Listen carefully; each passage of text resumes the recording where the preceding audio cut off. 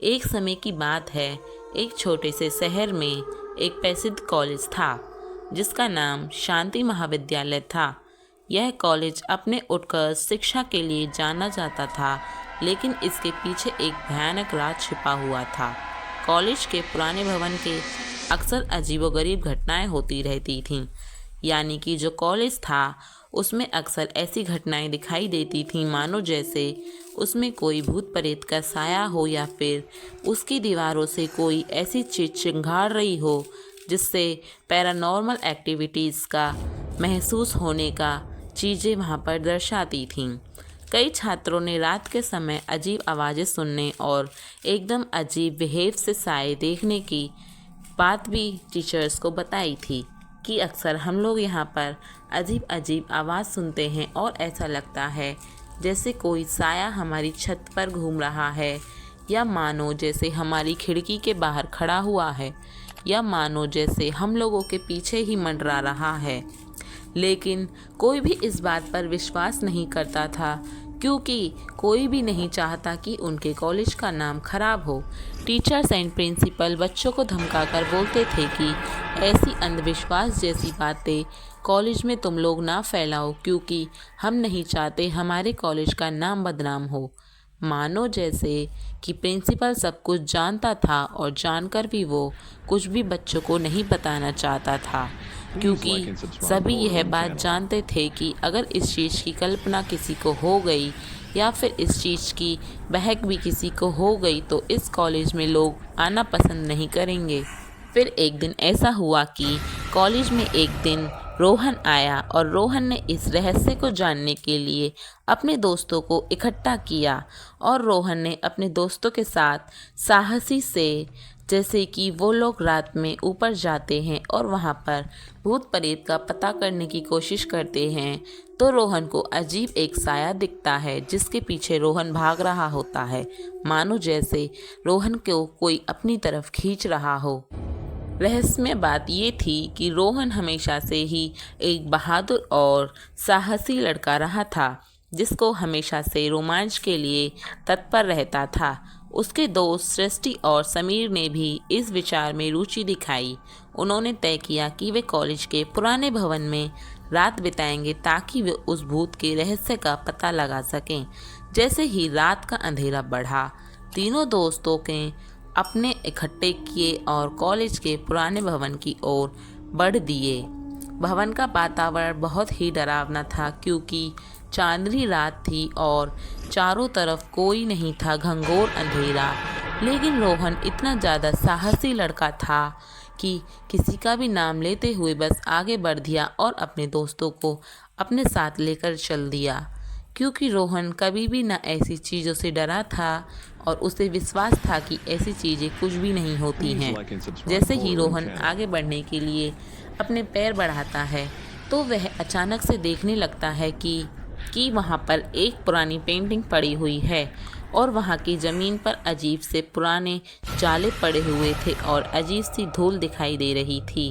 अब तीनों दोस्त डर को छिपाते हुए अंदर चले जाते हैं और जैसे ही वे अंदर पहुँचते हैं तो उन लोगों को एक ठंडी सी हवा का झोंका महसूस होता है, मानो जैसे कोई भूत प्रेत उनके सामने आया हो या फिर उनके पास से गुजरा हो। लेकिन रोहन जो था वो बहुत साहसी लड़का था। वो हिम्मत जुटाता है और अंदर चलने को अपने दोस्तों को बोलता है, और वो बोलता है, हम यहाँ डरने नहीं आए हैं, हम लोग यहाँ पर ये पता करने आए हैं कि यहाँ सच में भूत है या नहीं है, क्योंकि हम लोग यहाँ पर एक भूत का सामना करने आए हैं। अब वो तीनों जैसे ही आगे बढ़ते हैं और रात बढ़ती चली जाती है, उनके चारों तरफ से अजीब अजीब सी आवाज़ें गूंजने लगती हैं, मानो जैसे कोई उनको बुला रहा हो या कोई उनको पुकार रहा हो। फिर एकदम जैसे उसकी दोस्त बोलती है, क्या रोहन, तुम्हें ये अजीब अजीब आवाज़ें सुनाई दे रही हैं जो मुझे सुनाई दे रही हैं?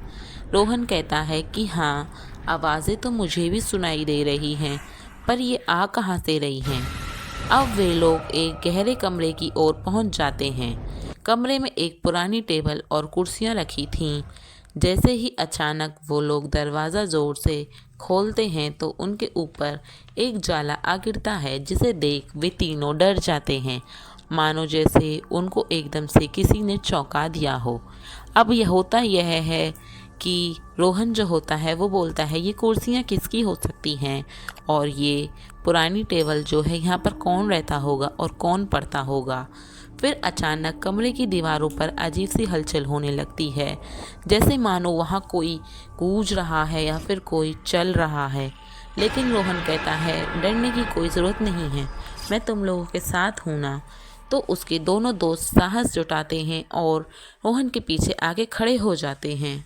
जब भी रोहन देखता है कि उसके सामने एक सफ़ेद साड़ी पहने लेडीज़ खड़ी हुई है, जो कि चिल्ला चिल्ला कर बोल रही है कि रोहन, मुझे शांति चाहिए। रोहन इतने ही डर जाता है और वो बोलता है, तुम कौन हो और तुम्हें मेरा नाम कैसे पता। तो वो बोलती है कि मुझे सब पता है और मैं इस कॉलेज की एक बहुत ही एकदम दिमागदार लड़की थी, मानो जैसे कि मुझे सब कुछ आता था। लेकिन मेरे साथ जो हुआ उसे सुनकर तुम लोग भी रो पड़ोगे, क्योंकि इस कॉलेज में घटने वाली घटनाएं इतनी ज़्यादा खौफनाक होती हैं जिसका मैंने कभी कल्पना भी नहीं करी थी, और मैं कुछ भी सोचे समझे बिना इस कॉलेज में आ गई। तो रोहन बोलता है, तुम्हारे साथ हुआ क्या था, हमें बताओ, हम तुमको न्याय दिलाएंगे। तो वह आत्मा बोलती है कि मैं एक बहुत ही होनहार स्टूडेंट थी इस कॉलेज की, बट इस कॉलेज के कुछ दोस्तों ने मिलकर मेरा मर्डर कर दिया ताकि वो लोग फर्स्ट आ सकें। मुझे न्याय चाहिए और उन लोगों ने मेरी डेथ को एक सुसाइड का नाम दे दिया।